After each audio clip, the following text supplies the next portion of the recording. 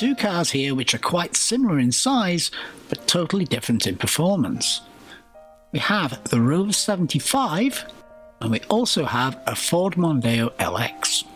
But first, the Rover. Right, so here we are in, let's say, the Rover 75. Yeah. A car which, a long time ago, when I was collecting my ZR, my dad was having a good look at and wanted one. Yeah. Looking at this interior, I can see why, because I find it all really plush and posh without being, let's say, overboard. Yeah, I mean, you've got the retro look of the dials, and you've got all the, admittedly in this later one, wood finish, but it's actually plastic in this. Yeah, I mean, yeah, we can't deny the fact that it is made of a plastic, but then again, there's a lot of other top-end cars that do the same way. Oh, yeah. So it's not as if they've done it for a cheap way, it's just a practical way. Well, actually, they did it to sort of cut costs, because at the time they'd just been bought out, they'd just bought themselves out from BMW. Well, yes, there was that crossover, wasn't there, where finances wasn't in the red, let's say, and they did what they did, but I think they still pulled off the sort of look that they wanted to achieve. Yeah, they did. I mean, but if you go for the older 75s, they do actually have genuine wood interior. Yeah. And just to point out as well, if anyone buys one of the later ones which have the plastic wood trim and you want to get the actual wood trim, make sure you get them all from the same car, because they're all cut from the same tree and the same piece of wood. That's so a they good match. tip, that. Yeah, right. So because you've got three sections here. Right. Also the balance at the top of the console and the bits below as well, they all matched as well. Yeah. And the wood gear knob. There used to be a wood gear knob. Oh, well, yeah. Wood. You think they would have that, wouldn't you? Van ton wood, but yeah, you think they would. Yeah. Yeah. And that all sort of started to go out when cost cutting came in. Right, I can see that. Yeah. There is certain nods back to the older Rovers, what they've used in ways. You can see that. Yeah, the styling at the front is still reminiscent of the original 75 in the P5s. Yeah. Obviously shorter because the P5s were quite a tall grille. But yeah, it's got those nods back to the old traditional one. Yeah, I mean, I think as a driver's car, and to use every button and everything that's close at hand, I think everything's well laid out with this. The fact that display, the dials and everything are on white with the numbers, I think really shows up well. It does.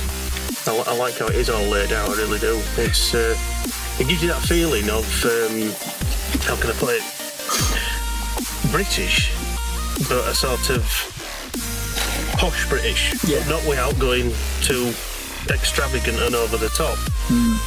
You don't feel like you're sat in something like Fab 1 or something like that, but it's got the nice touches. So it is a nice friendly cabin to be in when you're driving. It is comfortable. Yeah, I do feel for what they had to do at the time, it is fairly well put together. I mean, I can't really fault it. The seats, even the back seats, are so well sculptured that you could basically just fall asleep on them. Oh, you do. The armrest that obviously pulls out in the middle looks a fair size. But you've also got a cup holder. Yeah, and a lot of cars have maybe this sort of type of nature that wouldn't probably have things like that. You've even got a control here for a vent system for the back. Yep. Which a lot of cars even nowadays are doing now. They're not doing it at all still yet. So glove box. Well, it's sort of a cubby hole area. It's reasonable. Yeah. But when you think you've got a lot of storage space dotted around you, it's for the driver and passenger. You can sort of see the old, when it was designed, you've still got bits for the sets. Yeah, they're obviously going to use some parts maybe to save cost out of the older parts, but who doesn't when they're making the other cars? But I even like this fact of where the glove compartment is, directly above it.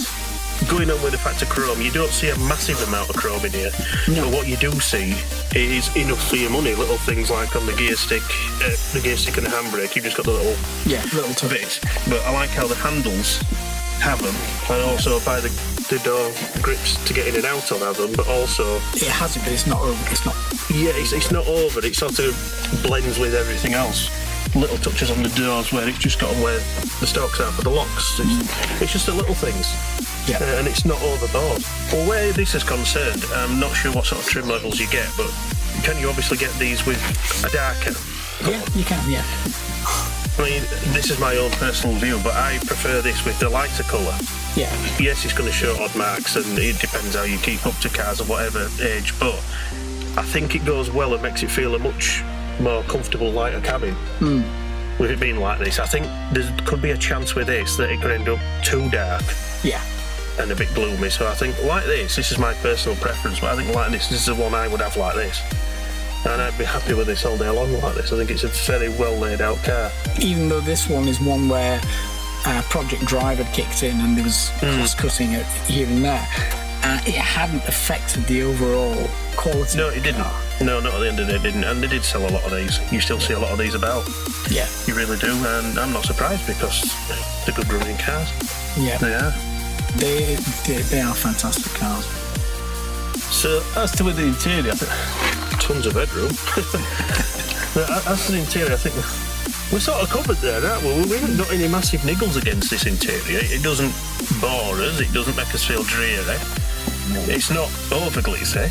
And we'll see later on when we're driving how comfortable it can be.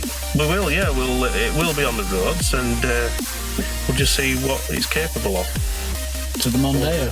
Right, I think we'll pop into the Mondeo and take a look at, let's say, a completely different interior now. Yeah. But not much difference in age, so we'll just see how these compare. The Mondeo. Here we are in the Repmobile of the time, the Mondeo. Yeah, I had one of these as a company car. There you go, you see. And I was a consultant at the time. And I'd had a Mondeo Z-Tech. The Z-Tech, yeah, very popular one, wasn't it? And the problem was it was 2003 because it was when my eldest daughter was born. Right. And it started having this habit of popping the passenger side door open. Frightening. I mean, it'd catch, you open it and you... Yes, you just open the jar and it won't go no further, yeah. But, when you're overtaking a lorry on the M1... That is a bit... And it suddenly goes... Whoa! Especially for the passenger. Yeah, again, straight away as interiors go, as you know, I'm a big Ford man, and I've had plenty of Fords in my past from models this age upwards, and I am seeing that bit of a, especially when I got out of the Rover, a very gloomy, darker place. Yeah. Practical and usable and well made, but I've just noticed how dark we've suddenly become. Yeah, I mean, you do have the contrasting upper linings. Yeah, I mean, we've got the little touches, and this is one thing I liked of the Mondeo this age. I used to love that clock, the oval clock. Yeah. I used to think what a good touch. And after a while, obviously, they changed it as the models updated. But funnily enough, and worryingly enough, I've just seen some odd things that are in the EcoSport.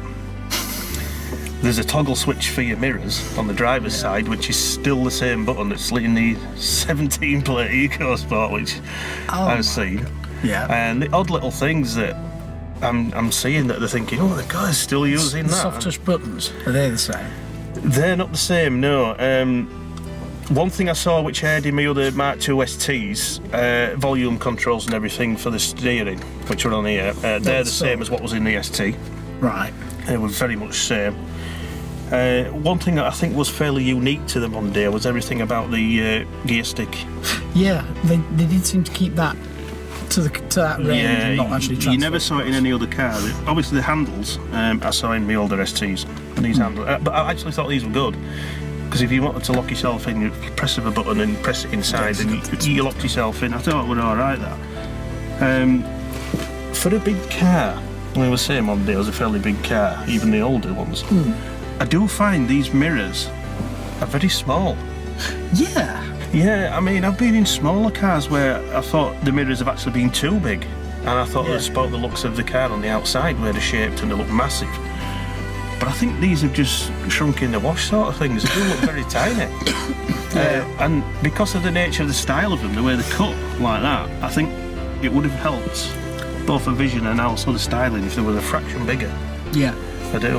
I think you're never short on space with a Mondeo, but what I will point out is I would much rather be in the 75 for rear space I'm getting the impression I feel I'm in a much bigger car in the 75 than I do with this. Now, I don't think it's just a question of the colour that's making everything drawn in, because, you know, darker colours can do and lighter colours make it much nicer, bigger space, but no, I will stake a bit, I'd say the Rover 75 had a bit more legroom in the back, and the seats in the 75 were better, much more sculptured and much more comfortable to sit on, and more inviting. These are a lot firmer. These are firmer, and I get the impression the back ones are probably just the same. But I would say that it had more room. Yeah, you've plenty of legroom for the front, but for a car that's probably supposed to be in the same class.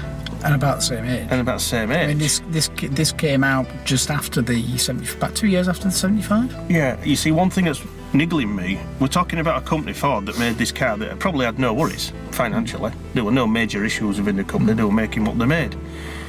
Rover were going through everything they were going through, and you didn't know, things were up in the air, whatever was going to happen, but yet they were still capable of making that against this. So this is going back to what I said before. Can you imagine what they'd be churning out now if they were still going as a good company? And that's a worry, because you see they were up against people like Ford, and Ford were only just doing things like this.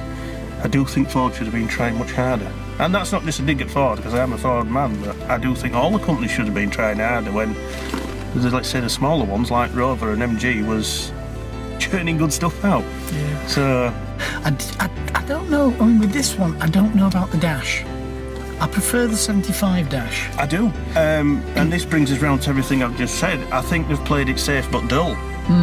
Everything seems very hard and, let's say, flattened down. I mean, your steering wheel is so and all that, and everything, yeah, it all just sweeps over. It has got a design to it, fair enough, but I don't think it's a design that I'd always feel warm and comfortable with all the time on a long journey.